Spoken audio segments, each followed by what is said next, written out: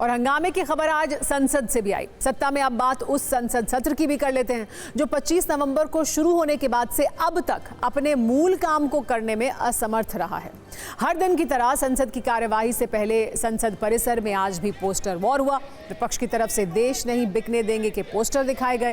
कांग्रेस सांसद प्रियंका गांधी इस प्रदर्शन की अगुवाई कर रही थी, जबकि बीजेपी की तरफ से केंद्रीय मंत्री गिरिराज सिंह 2 कार्ड लेकर आए, जिसमें कांग्रेस के पूर्व अध्यक्ष सोनिया गांधी और अमेरिकी कारोबारी जॉर्ज सोरोस की तस्वीर थी। इसमें लिखा था, सोरोस से रिश्ता क्या है, सोनिया जवाब दें। पोस्टर में यह भी लिखा है कि ये रिश्ता क्या कहलाता है। संसद के बाहर हंगामे के राउंड 1 के बाद जैसे ही दोनों सदनों की कार्यवाही शुरू हुई, वहां भी हंगामा शुरू हो गया। दोनों सदनों में सत्ता पक्ष और विपक्ष ने एक दूसरे पर हंगामा करने का आरोप लगाया।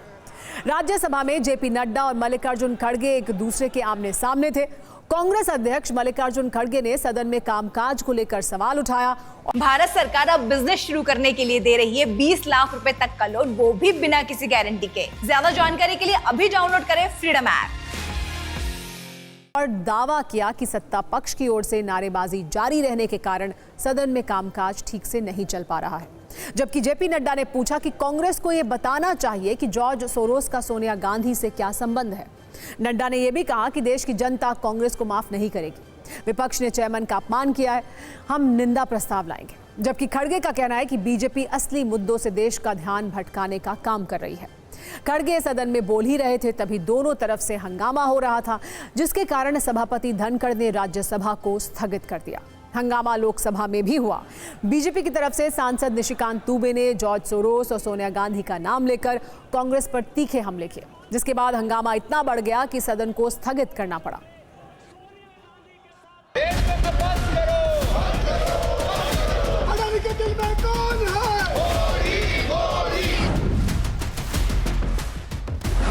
कि सोनिया गांधी जवाब दें, जॉर्ज सोरोस से क्या संबंध है। यही तो मैं पूछ रहा हूं। जॉर्ज सोरोस वही है जिसने देश के खिलाफ, भारत के खिलाफ बिलियन डॉलर खर्च कर रहा है भारत को तोड़ने के लिए। इसीलिए सोनिया गांधी जवाब दें, यही है। इसमें कोई तथ्य नहीं।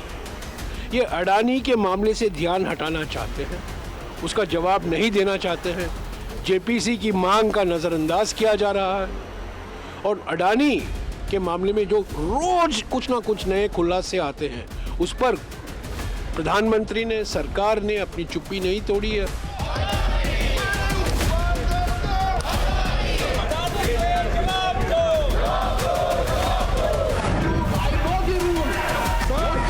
अडानी, मणिपुर, संबल, बेरोजगारी, महंगाई को लेकर कोई जवाब नहीं, और इसलिए उन्होंने जॉर्ज सोरोस को अपना सुरक्षा कवच बना लिया। जॉर्ज सोरोस भाजपा के विफलताओं को छुपाने का सुरक्षा कवच बन चुका है।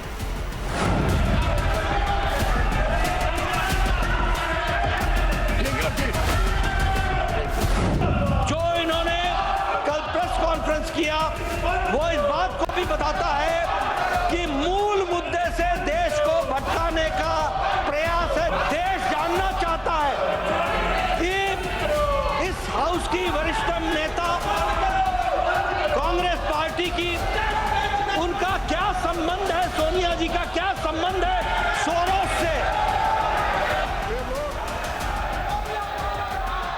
अपने विषय को भटकाना चाहते हैं।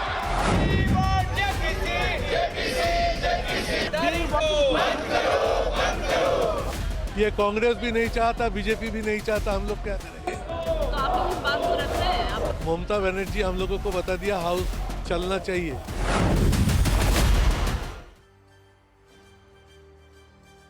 इन सब के बीच राज्यसभा के अंदर की एक तस्वीर बहुत चर्चा में है। ये तस्वीर पूर्व प्रधानमंत्री एचडी देवेगौड़ा की है। एचडी देवेगौड़ा विपक्षी नेताओं से हाथ जोड़कर अपील कर रहे हैं कि वो सदन को चलने दें, लेकिन हंगामा जारी रहा और उनकी अपील को दूसरे सांसदों ने नजरअंदाज कर दिया। देवेगौड़ा न सिर्फ पूर्व प्रधानमंत्री हैं, बल्कि देश के सबसे उम्रदराज सांसदों में से एक हैं, लेकिन उनकी अपील का कोई असर नहीं हुआ। 25 नवंबर से शुरू हुआ संसद का सत्र 20 दिसंबर तक चलेगा। शुक्रवार और शनिवार को संसद में संविधान पर चर्चा तय की गई है, जिसे देखते हुए बीजेपी और कांग्रेस ने अपने सांसदों के लिए व्हिप जारी करके उन्हें सदन में मौजूद रहने के लिए कहा है। आज संसद के बाहर कांग्रेस और उनके समर्थक दलों के प्रदर्शन की अगुवाई प्रियंका गांधी कर रही थी। ऐसे में सवाल उठा कि राहुल गांधी कहां हैं? दरअसल लोकसभा में नेता विपक्ष राहुल गांधी आज उत्तर प्रदेश में हाथरस के दौरे पर थे। हाथरस में 4 वर्ष पहले 2020 में एक गैंगरेप की घटना हुई थी, जिसके आरोपी बाद में छूट गए थे। पीड़ित परिवार ने 2 जुलाई को राहुल गांधी को चिट्ठी लिखी थी, जिसमें उन्होंने लिखा था कि 4 वर्ष से कैद में हूं, ना कोई रोजगार है, ना ही रोजगार के लिए कोई बाहर जा पा रहा है। सरकार ने वादे भी पूरे नहीं किए हैं।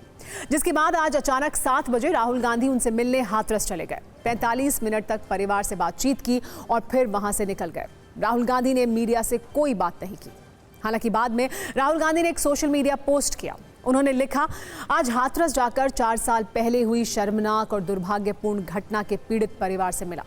मुलाकात के दौरान उन्होंने जो बातें बताई, उन्होंने मुझे झकझोर कर रख दिया है। पूरा परिवार आज भी डर के साए में जी रहा है। उनके साथ क्रिमिनल्स के जैसा व्यवहार किया जा रहा है। वो स्वतंत्र रूप से कहीं आ जा नहीं सकते हैं।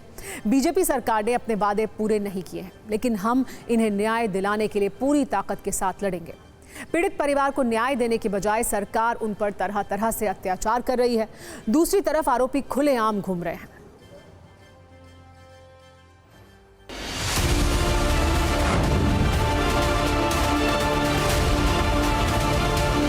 उनकी वेदना सुनी, उन्होंने जो प्रॉब्लम जो शासन प्रशासन ने झूठे वायदे किए थे और केवल उस परिवार को बंधक बना के रखा है। आप देख रहे हैं किस तरीके से आज स्थिति है और लगातार आप देख रहे हैं। इसलिए राहुल जी ने उनकी वेदना सुनी और सुन के चले आप।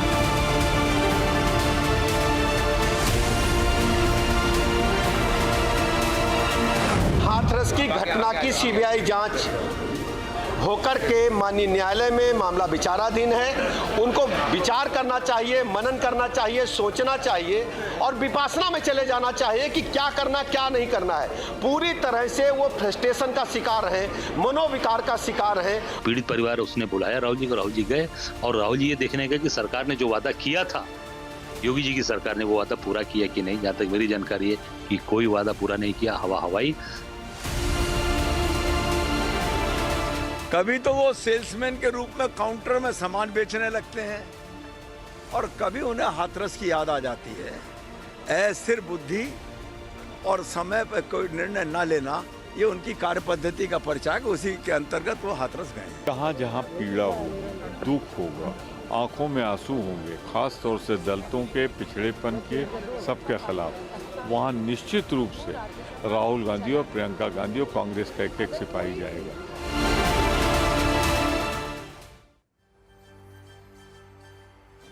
इससे पहले राहुल गांधी संभल के पीड़ितों से मिलना चाहते थे, लेकिन यूपी पुलिस ने संभल जाने से रोक दिया था, जिसके बाद उन्होंने संभल के पीड़ितों से दिल्ली में अपने घर पर मुलाकात की थी।